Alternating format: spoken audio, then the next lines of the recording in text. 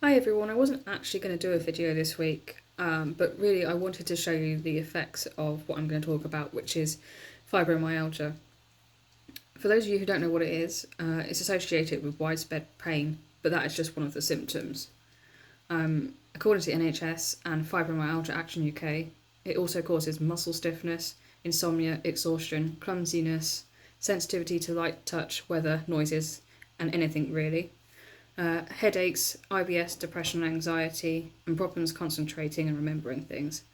This is why my videos are always a bit stop-start, because I have to read what I'm going to say because I'm not very good at remembering things. This can be forgetting simple words and resulting to me describing what it is I want to say or the object that I'm trying to describe. And it also causes huge gaps in my memory.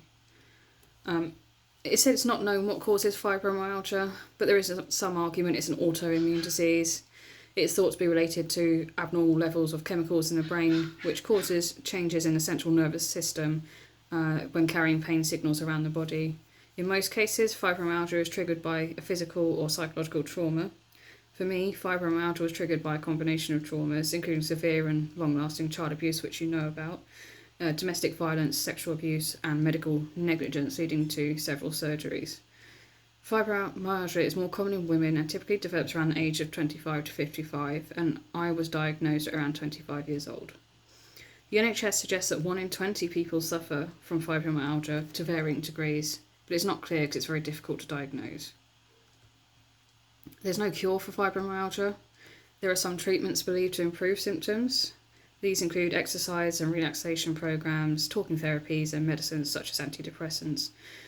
This is according to NHS, of course, and my personal experience is different, and I'm sure it will be for each sufferer.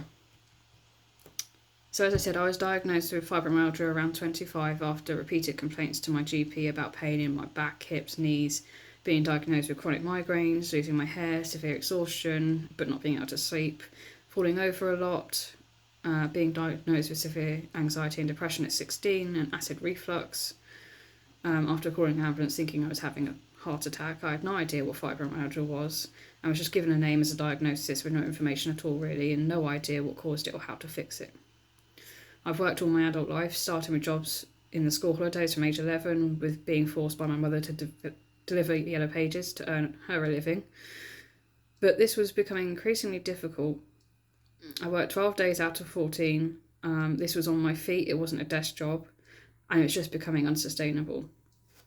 I then got referred to a physiotherapist who further diagnosed me with joint hypermobility syndrome, as well as confirming my fibromyalgia.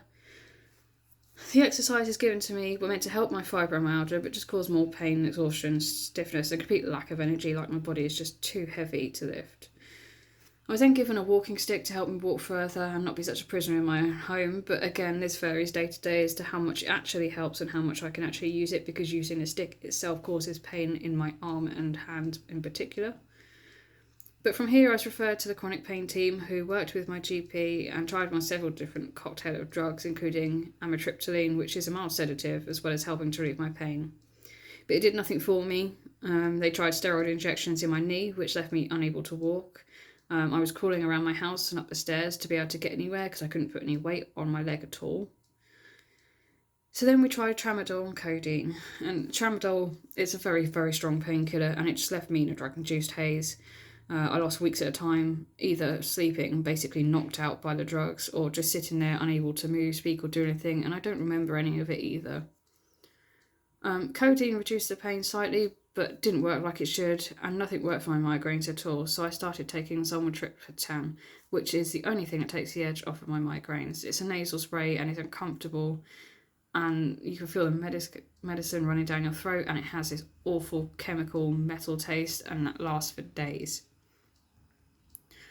The latest attempt to help with my pain is oxycodone, which is incredibly addictive, and I reserve those for pain days where it's just unbearable.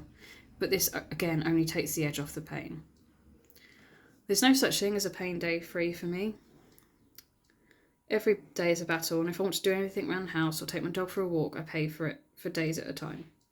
Any stress in my life triggers what is known as a fibroflare, where the everyday symptoms are intensified beyond belief, leaving me unable to get out of bed, wash, dress, cook, or generally care for myself, which then all comes down to my husband. As the years have passed, my symptoms have only increased and gotten worse. I'm now at the point in my life where I'm having to use mobility scooters, adjustable beds, and wet rooms just to be able to get through everyday life. And of course, this comes with quite a high cost, which is not helped with any nobody helps with that. You've got to pay for that yourself. But the reason I talk to you about fibromyalgia today is because it could have been avoided in my case. Had those who suspected abuse in the home, including social workers, GPs, teachers, and parents of classmates, been more vocal in what they suspected, I may not have developed fibromyalgia because I may not have been in the home for so long. This costs the NHS money as well as the financial impact it has had on me. I can no longer work. I have to pay for walking sticks, mobility scooter rentals, wet rooms, adjustable beds and sofas, not even considering the financial impact of having Coda, who is my assistance dog as you know. I have paid for all his training, his initial outlay, insurance, food, equipment, everything he needs, and there is no support for any of this either. I would not have had kidney failure, having had to have multiple surgeries which were done too late and developing other chronic illnesses which I have for the rest of my life. All because no one wanted to acknowledge and speak up about the abused little girl that was me. I'm not the only person this has happened to. Think of the impact on the NHS and DWP had all those little boys and girls being rescued and acknowledged. This is why I need to share my story with you and why Dear Coda needs to exist, to be the voice and be the change.